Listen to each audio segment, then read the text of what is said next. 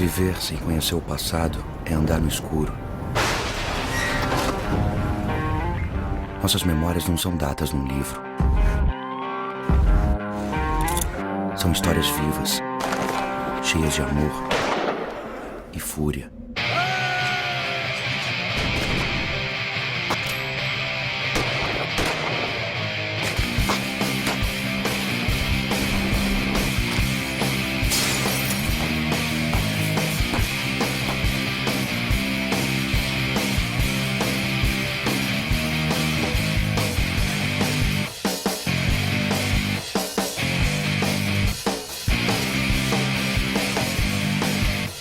A gente já tá na guerra, a gente mata mais do que Bogotá, a gente mata mais do que a Bolívia, a gente mata mais do que muito país em guerra. A gente mata mais do que o Iraque, cara.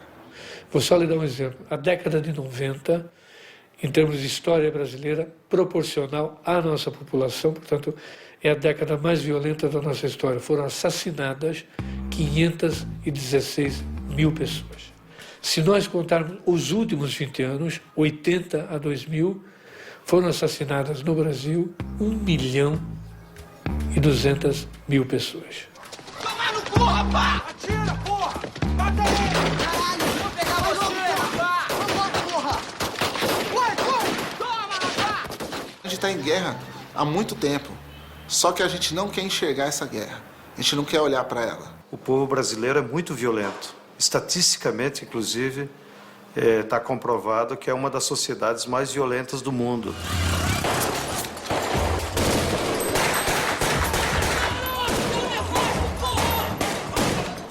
Infelizmente, ele usa essa indignação e essa violência contra o lado errado. Ele usa contra o vizinho, ele usa no bar, ele usa no trânsito.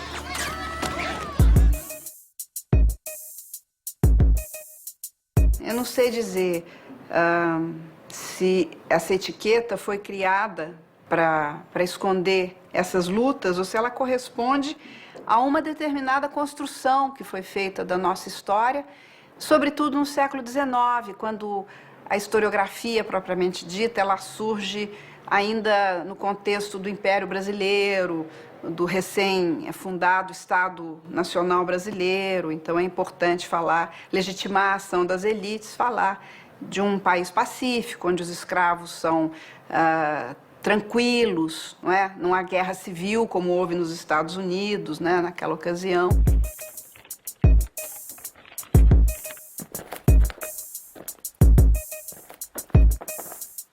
Sabe que eu acho que a gente é tão covarde? Então, talvez a gente seja suficientemente covarde para também não declarar essa guerra, e que aí acaba sendo uma guerra subterrânea.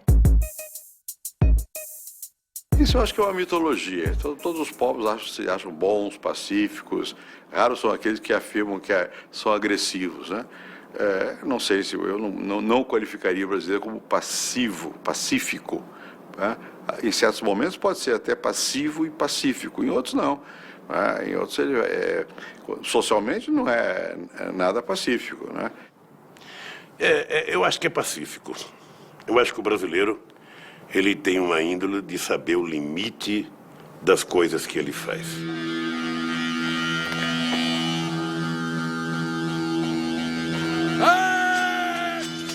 Isso não quer dizer que o povo brasileiro é um povo neutro nas coisas, não. Ou seja, o povo brasileiro, em vários momentos, você tem na história do Brasil várias revoltas em vários estados e momentos históricos que foram massacradas. Você tem Canudos, que é um exemplo possivelmente mais conhecido do povo brasileiro. Depois você tem 1964. Solta! Solta! Ai!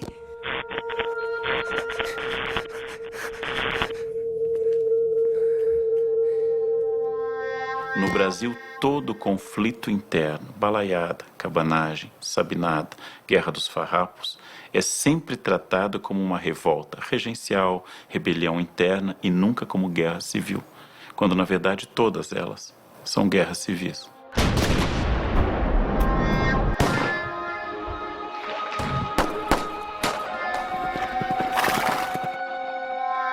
grandes conflitos que resultaram em números enormes de mortes. Nós temos imprecisão de alguns dados, mas é possível que a Guerra do Contestado, entre 1912 e 16, talvez tenha significado 20 mil pessoas.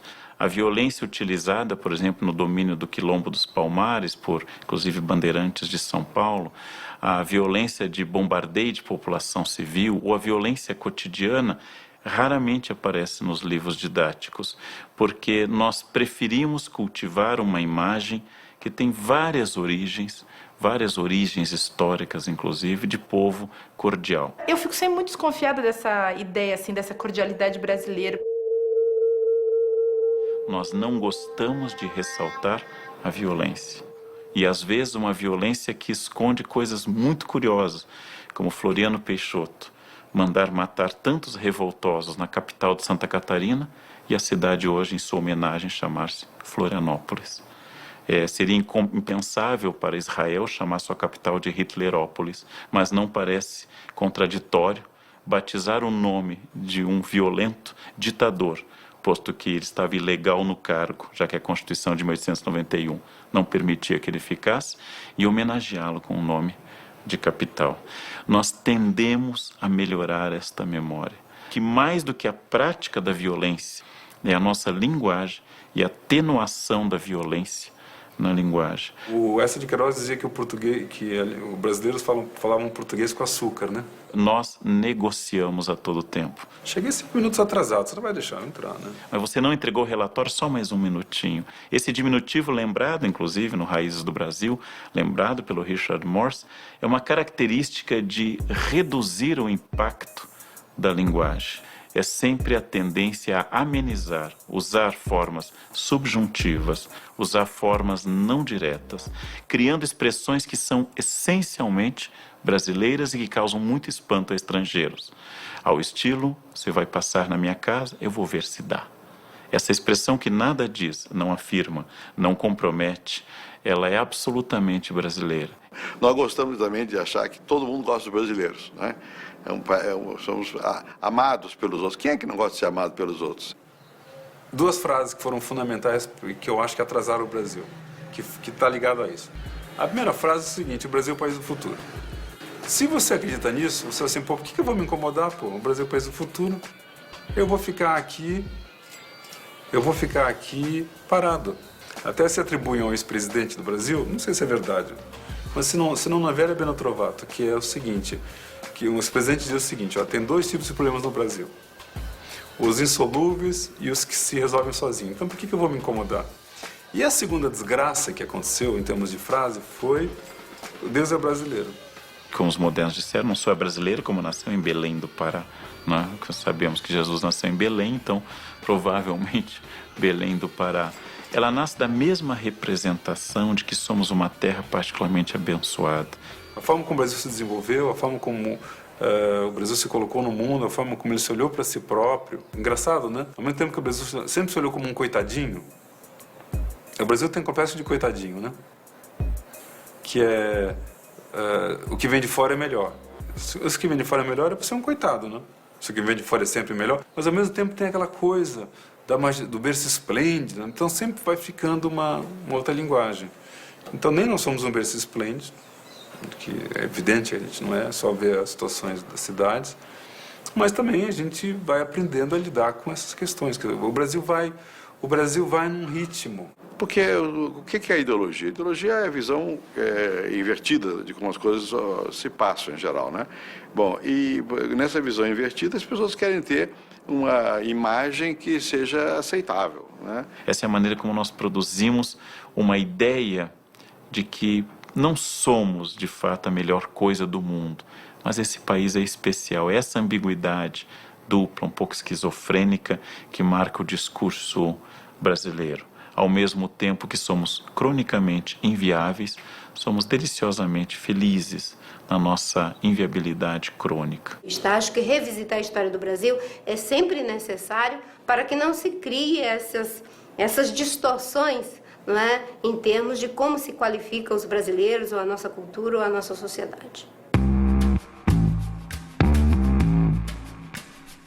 A colonização, como um processo de ocupação, de dominação, é um processo de violência cotidiana e de guerra cotidiana.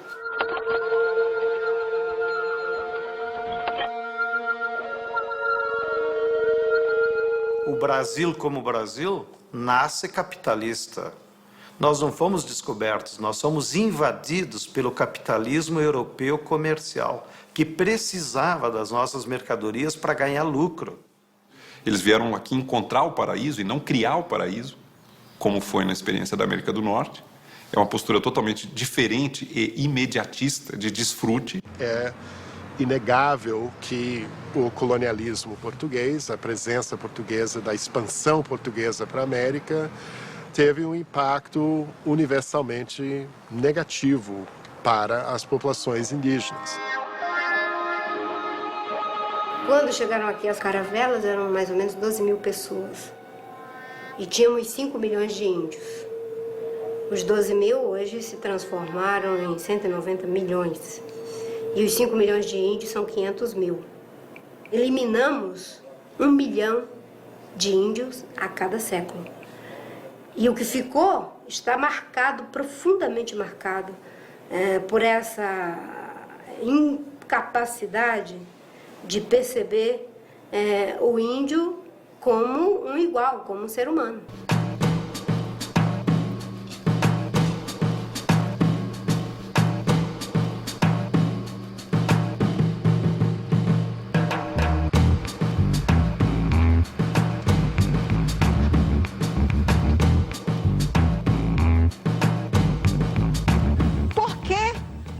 Povos indígenas podem ser sacrificados, porque só nós temos que ter a nossa terra retalhada. Se caso o Supremo hoje der grande causa para os índios, vai ser um desastre para a nação. Por que só os povos indígenas podem ser sacrificados? Nós vamos decidir sobre este caso.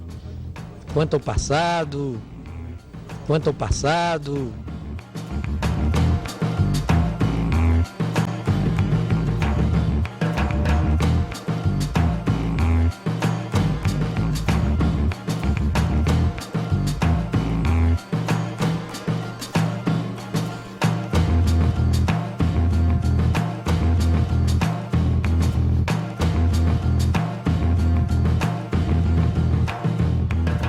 Quer dizer, é difícil falar dos índios de uma maneira geral. São centenas de culturas, de opções societárias e línguas e visões de mundo diferentes.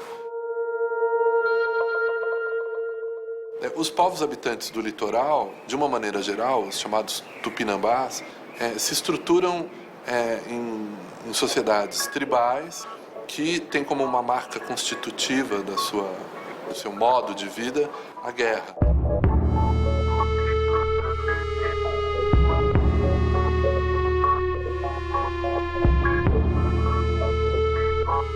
Eles eram altamente guerreiros, altamente invocados com a questão da alteridade do inimigo, o inimigo sendo um outro necessário para a própria constituição da identidade, um outro que devia ser sempre devorado. É uma violência institucionalizada e ritualizada. A boa morte dos tupinambás era uma morte diante do inimigo. Ou você morre ou morro eu. Alguém vai morrer, mas nenhum dos dois vai ficar aqui para ser enterrado e devorado pelos vermes. Não é esse o destino que nós esperamos. Não é esse destino passivo. A gente quer morrer em guerra. Quando nós olhamos a sociedade ocidental e a colonização da América pela sociedade ocidental, nós estamos diante de um tipo diverso de apropriação da guerra, do uso da violência extrema, que é o conflito aberto contra o inimigo. Não há alternativa. Aos indígenas não é colocada nenhuma alternativa. Ou se evangelizam por boa vontade, então, com isso, se mantêm livres, mas subordinados ao controle do missionário e o controle da vida da aldeia, que é um ambiente deletério, um ambiente de dissolução da cultura indígena, de dissolução do modo de vida indígena, ou, se resistem, podem ser capturados, escravizados ou exterminados.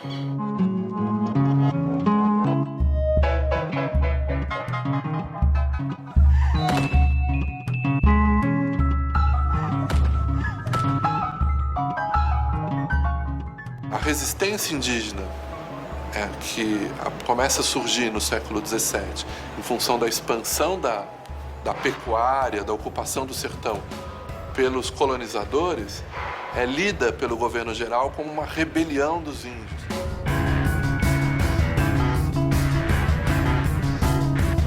Para fazer face a essa rebelião, paulistas são contratados. E o negócio desses bandeirantes, desses paulistas, é escravizar os indígenas. Primeiro eu vou te ensinar a falar língua. Não, tá entendendo? Não é língua de gente. Eu vou te ensinar a falar língua de gente. Vai gostar. É muito mais bonito que esse ronco de porco. Aí o menino vai começar a entender o que é certo e o que é errado. Os paulistas eram conhecidos em várias partes do mundo português, exatamente como esses destemidos desbravadores, né, que cometiam todo tipo de excesso, tanto em termos da conquista violenta de povos indígenas, quanto na destruição que fizeram das missões jesuíticas. Gostou? Gostei. Tá vendida. Tanto na maneira pela qual eles abertamente infringiam as leis do reino. Enquanto que nós olhamos para os americanos como agressivos e imperialistas, parece que o nosso território se deu porque os bandeirantes tinham sede de horizontes e avançavam o território adentro. Isso é uma representação, isso é uma maneira como eu constituo uma leitura do passado e do real.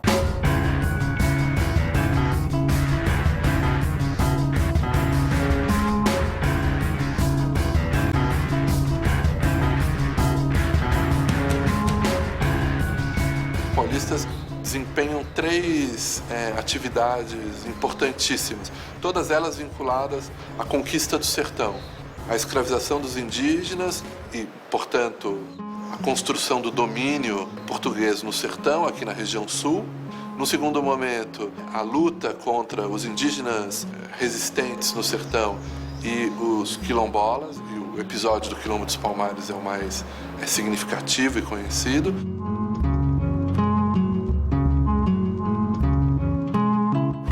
E uma terceira dimensão que é fundamental é a busca, a pesquisa dos metais e das pedras preciosas. Agora, como isso é traduzido muitos anos depois, na época da Primeira República, né, depois do final do Império, em que vários historiadores, geógrafos, escritores, né, intelectuais paulistas começam a elaborar, né, uma outra imagem, né, do bandeirante, né, como uma figura heróica, como uma figura voltada para o desenho do território nacional. Tudo isso acaba, digamos, marcando, inclusive, os lugares da memória coletiva de São Paulo. O Palácio dos Bandeirantes, do Borba Gato, lá em Santa Amaro, a Raposo Tavares aqui ao nosso lado, a Fernão Dias, nos lugares onde a história, ou a história oficial, a história do Estado de São Paulo, das classes dominantes de São Paulo, que são, num certo sentido, herdeiras, não herdeiras biológicas desses bandeirantes, mas herdeiras espirituais desses bandeirantes, quiseram construir esse mito do bandeirante como um herói.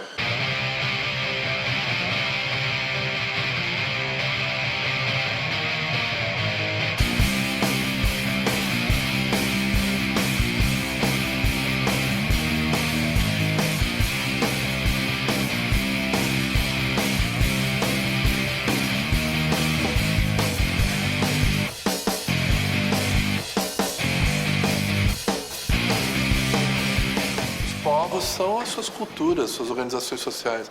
Bem, se os índios, os descendentes dos índios, sobreviveram na miscigenação e tal, e daí? Né? Isso tá muito bem, mas a sua cultura foi destruída, o seu modo de vida foi destruído, a sua visão do mundo foi destruída, a sua língua foi destruída, então a sua sociedade foi destruída.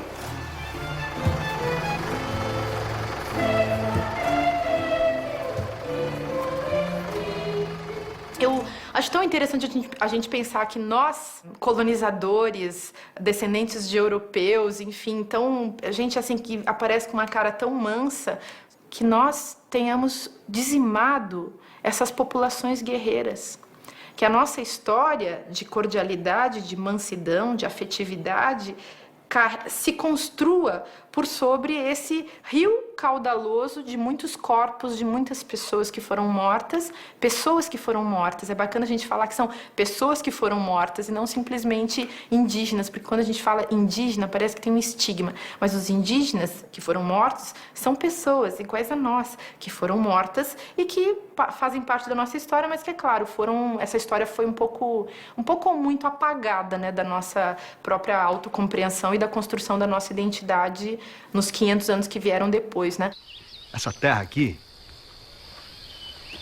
o meu pai chegou aqui há mais de 60 anos. São 3 gerações. Eu trabalho nessa terra de sol a sol para fazer disso aqui um lugar produtivo. Eu planto comida.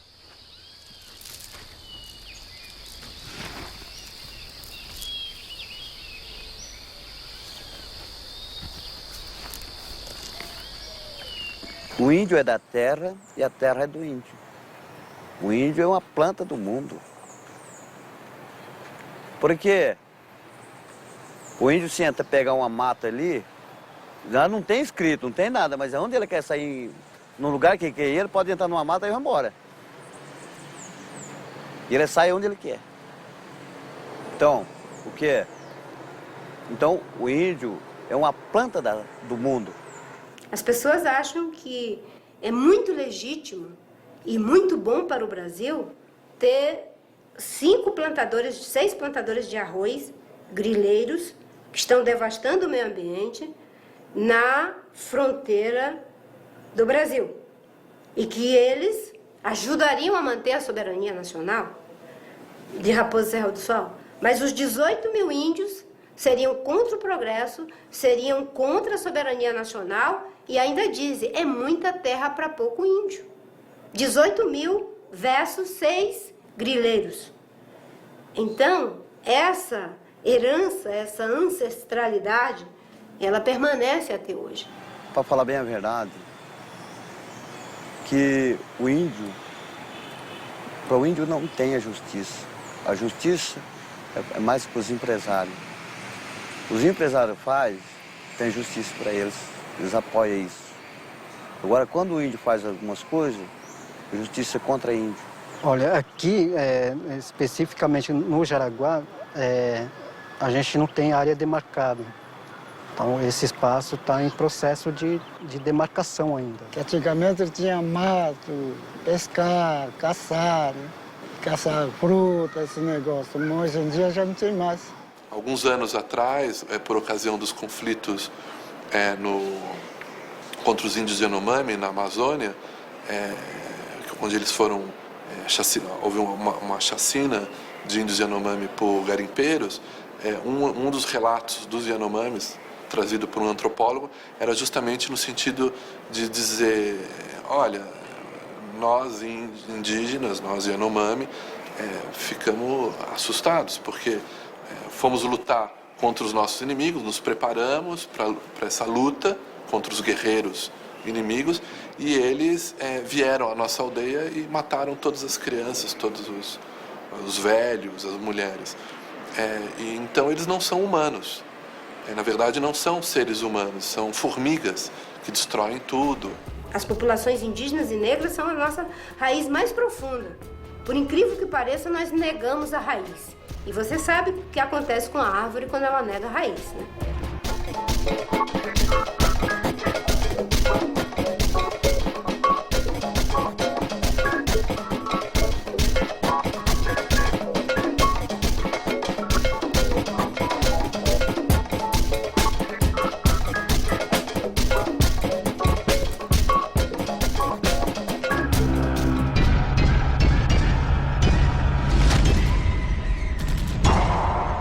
Se antes a gente saía da senzala e ia a pé para Casa Grande trabalhar, agora a gente pega o busão e vai para Casa Grande trabalhar.